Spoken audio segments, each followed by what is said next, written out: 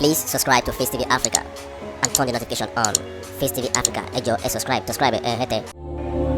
Face TV Muswobi. Our national leader of the All Progressive Congress,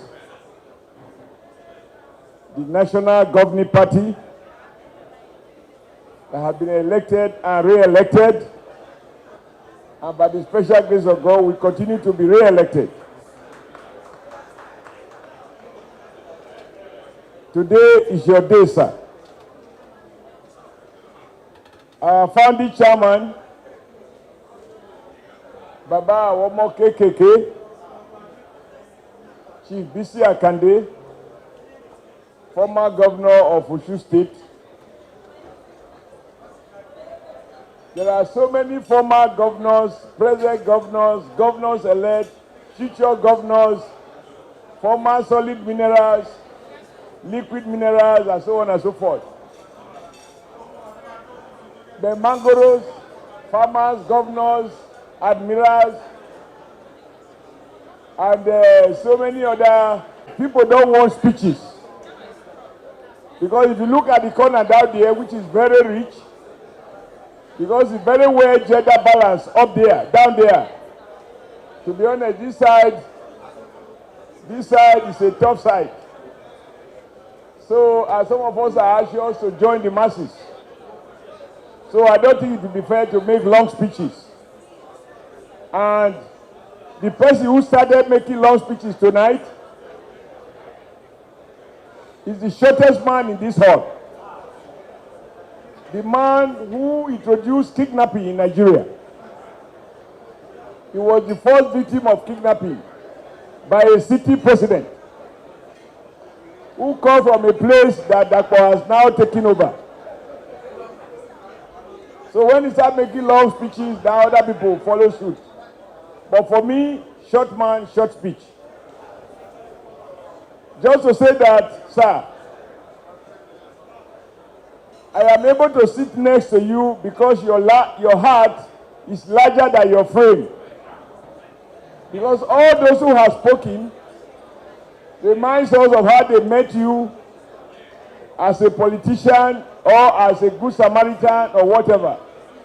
In my own case, it is the opposite. I didn't know about you, but I know about, if you allow me to say so, our highly respected, your late mother, who was in charge of market women in Lagos. So where we are mobilizing to cut off the elite and to subject them to the dictates of the working class, we appeal to her for our support. And she used to give it to us, but I didn't know you. Now, by the time I had the responsibility, or is it the burden, of representing those who create the wealth of Nigeria that the political class managed and mismanaged, particularly the PDP branch, then it was my lot to negotiate with Governor Tinubu.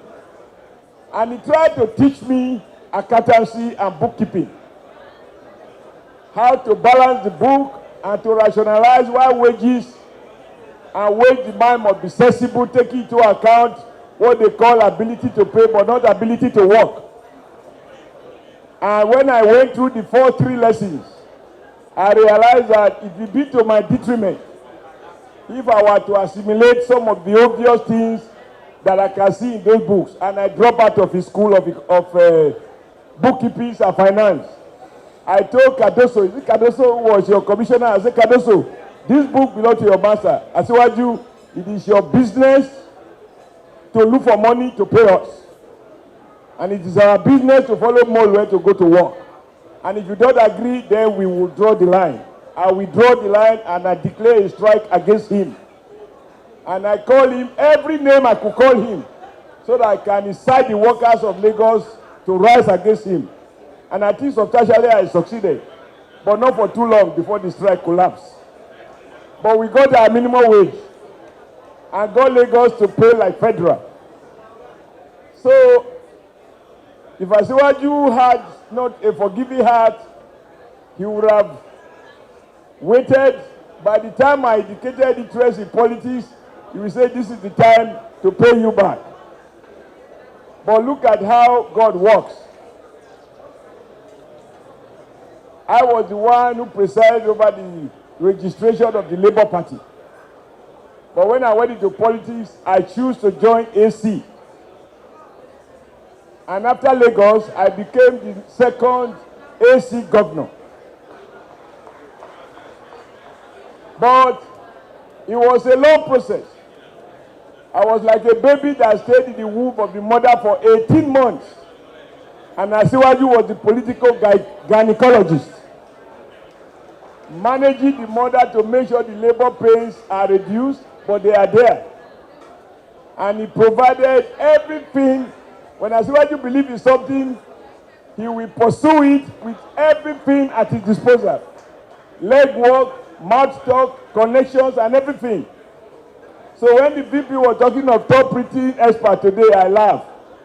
We were defrauded by one of the top printers, one of the fingerprint analysts. So to me, Asiwaju and I have been opponents, and as you can see, we are sitting next together today. So it's a complete U-turn. And the lessons to be learned is that in life, fight what you believe in. People will largely know the difference between personal battle and official differences. Now, my respect for you flows from the fact that if I can be accused of being stubborn, if anybody called me a radicalist, Asiwaju is number one radicalist. There was a day I said, even if you want to talk of area boys, when it matters, Asiwaju is ready to be area boy number one. Because you needed this combination of finesse and ruggedness to be able to conquer the lion that escaped from Otafam and was ready to take Nigeria to the part of Zimbabwe, where one man ruled until they are 94 years old. And you stop us from that road. So for several reasons, people like me have a lot of respect for your rugged, your determination, your ruggedness, your brilliance. You are a political calculator. You speak truth to power. You fight both at 50,000 feet above sea level and on the ground. When we call you a national leader, it's for several reasons. For very several reasons. And you earn it. You earn it because the person we should appreciate tonight is not here. And that is your wife. Because everybody that I have seen here, most of the people I have seen here, except for the single girls, every other person at one time or the other has been to your house. You are the only leader I know that people come to your bedroom even before it is made up in the morning. And we will sit there and you will talk. We can see you sleeping, but politicians are wicked. They will keep you till 4 a.m. How Oluremi Tinubu agreed to remain in the house. That is why she needs to be given Woman of the World for all times. Because those politicians that deny you sleep also deny you other things associated with sleeping. So I think you've done so much for so many people that you will find joy and comfort in the fact that you have produced and encouraged so many people across the north, south, east, west to aspire to struggle and to realize their ambition in many more ways beyond politics. And when this morning people speak to the number of persons you have appointed into political offices in a country in which some governors have sacked people, including civil servants, on account of their place of birth, you have shown that truly a one, united, indivisible Nigeria is a possibility, and the builders must be found within the rank of the political class. And you are leading by example. Lastly, because I don't want to be guilty of the sin of the other short man here, Aki Apopo. You know, you are the only one, sir, that to my hearing, President Muhammadu Buhari described you as his political partner. He has said that not once, not twice. And I am able to say, and I'm sure no one will contradict me here, that it is that partnership that gave birth to another national political party, which was necessary to stop people continuing to deceive people so that Nigeria may be free, and we are now free. So tonight, as you celebrate another 1 year, if it is for us to vote in this hall, we will say your today's age times 2 until Nigeria grows larger in population and more, and also larger in terms of economic, and of course become a country in which every citizen has every right to be proud to call himself a Nigerian. And I'm sure we will get here in your own time and in our own time. You give you good health, long life, and above all, give your wife more patience to continue to allow you to be what more or less is an absentee husband. But may this not deny you your right to do what a husband must do, so that at least you have peace at home. But I also said something last year. I'm not sure you were there, but I'm not also sure you were there. I said, there is something you have done we should copy. I don't mean any offense. I don't mean to offend anybody. But you are the only one, let me put it this way, that I know who has chosen to support his wife to transit from housewife, first lady, to the Senate. And to support her to be a senator, to support her to be re-elected to the Senate. May more future governors, including Kayode, provide us support so that we will be having wives of governors in the Senate, so that the Senate can become more gender balanced, with their husband retreating and providing political guidance. And may I also have courage to learn from you, so that my wife can also become a senator one day. And you know, Omo Ibadayi, over Binu, le Binu si mi o tori mi o pe eruko e. Abi, you won't best more because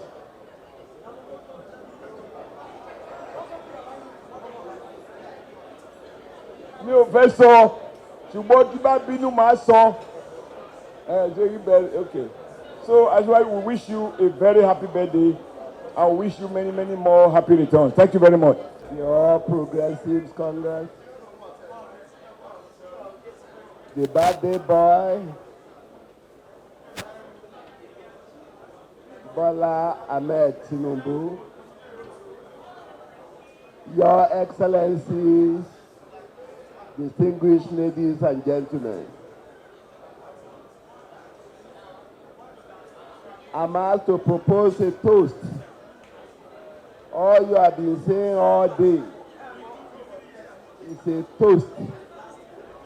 And what he says is that it is very difficult to understand you, because according to them, one side of you may be generating tension and anger in some people, while the other part may be generating humor and happiness in many. I congratulate you for this summary of a speech that people have been saying about you, and it is not a good leader who can be predictable. It's good that people don't understand you. Your toast is a toast of one Nigeria, it's a toast of greater Nigeria, and it's a toast of an icon within Nigeria. Please rise and let's drink to a toast of long life for Bola Ahmed Tinubu. Please, let's all rise. Please subscribe to Face TV Africa and turn the notification on. Face TV Africa, ẹ jọ̀ọ́.